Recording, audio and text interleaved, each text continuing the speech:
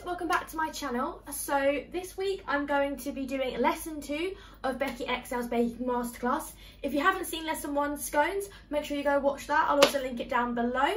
Hopefully this week doesn't fail like it did last week, that the scones just not working at all. So these are the ingredients for the Victoria sponge. So we've got margarine, eggs, icing sugar, self-raising flour, vanilla extract, baking powder, xanthan gum, caster sugar, jam, raspberries, and equipment-wise we've got some cake tins and some parchment paper. So the first things first is to preheat your oven to 160 degrees if it's fan, and then we're going to cut out some parchment circles and put them into the tins. So I'm going to get on with that now.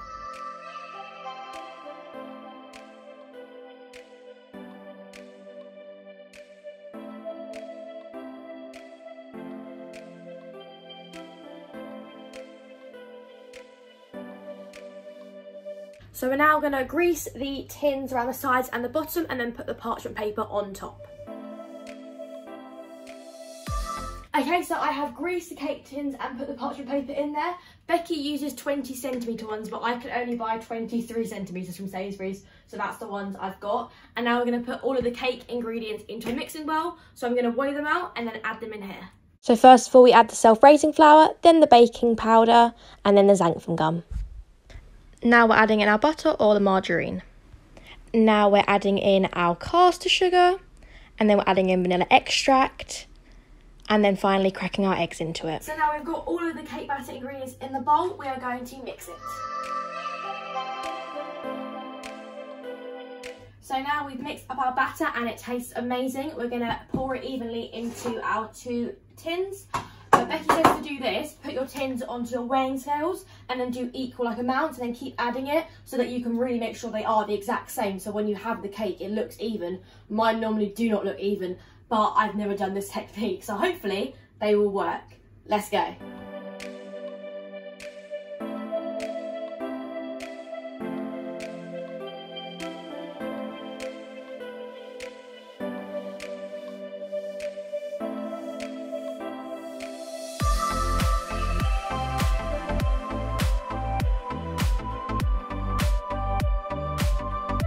Okay, so I've spread the mixture out evenly between them.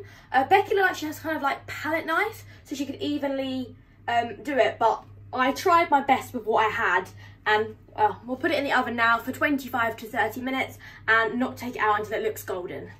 Let's go.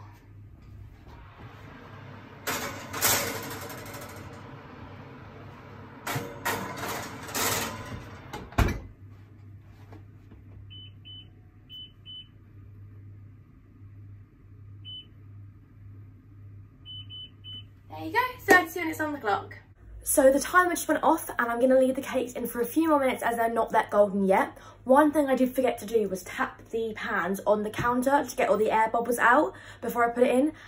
So when I did check halfway through, there were quite a lot of air bubbles. There doesn't seem to be as many now, so I'm hoping it's not too bad, but if you are doing it, remember to tap it on the counter. I'm going to make the buttercream now just while we're waiting for them to golden up.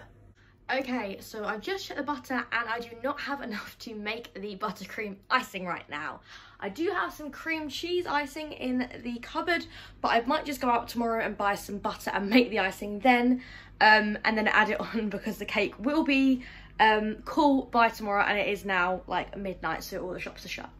So I've just got the cakes out of the oven. They're looking pretty good, but you can see where like the air bubbles have gone, so tapping them on the counter beforehand should stop that.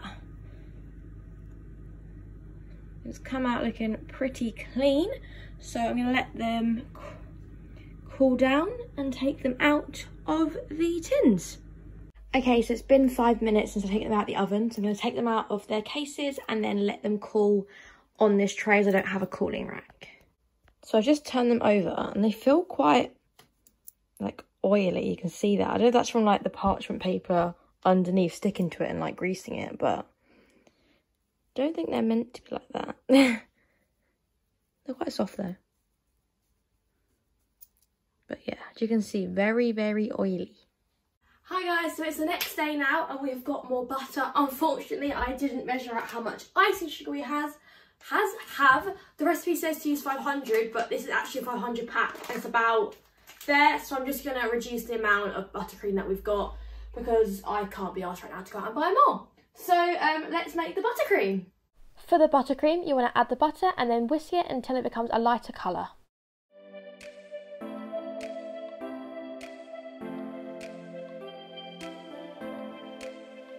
So now I've mixed the butter so it's a lighter consistency. I've done about half the quantity because we only got half the icing sugar.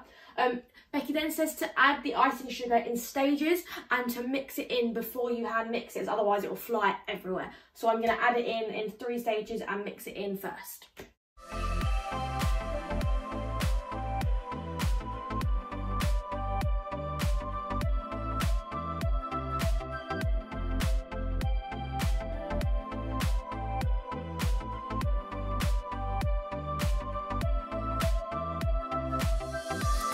Now we add in some vanilla extract and then mix it up again. So I've now made the buttercream up. I'm going to put buttercream on one side, jam on the other, and I've also got some fresh raspberries that I'm going to stick inside as well. So let's go. So with the jam, when you put it in a bowl, just mix it up a little bit like this, as it makes it easy to spread rather than being clunky, especially as I get as the smart price, so it's quite thick when you get it out. As long as you stir it and press it in, it's ready for spreading.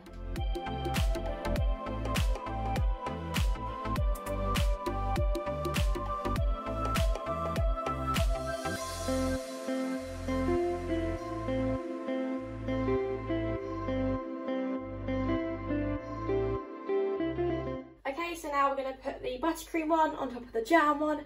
Hope it doesn't ooze up too much. We've run out of icing sugar, so we're going to use a bit of canderel sweetener just on top to make it look pretty. Here goes nothing. Oh god.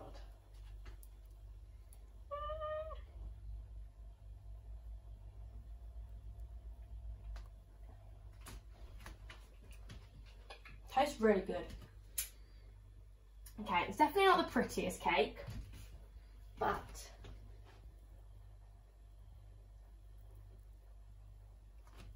there we go. There is my lesson 2 of Becky Excell's baking masterclass, the Victoria sponge. It went much better than the scones. Don't forget to like and subscribe. Let me know if you like these type of videos, and I will see you next week. Bye! So this cake got such rave reviews. I gave a slice to my mum and dad as well as my boyfriend, and they all said it was one of the best cakes they'd ever made. So this recipe definitely went so much better than last week's. So now I've mixed the icing sugar. Butter, not icing sugar.